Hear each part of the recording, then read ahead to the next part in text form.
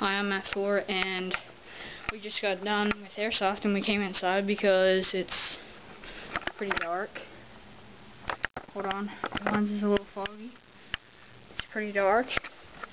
So, I'm going to show you his, on the back of his knees I was shooting him up with fully auto.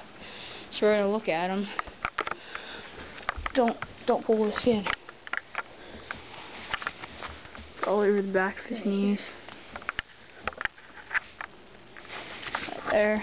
And on the other leg it's even worse. Right there.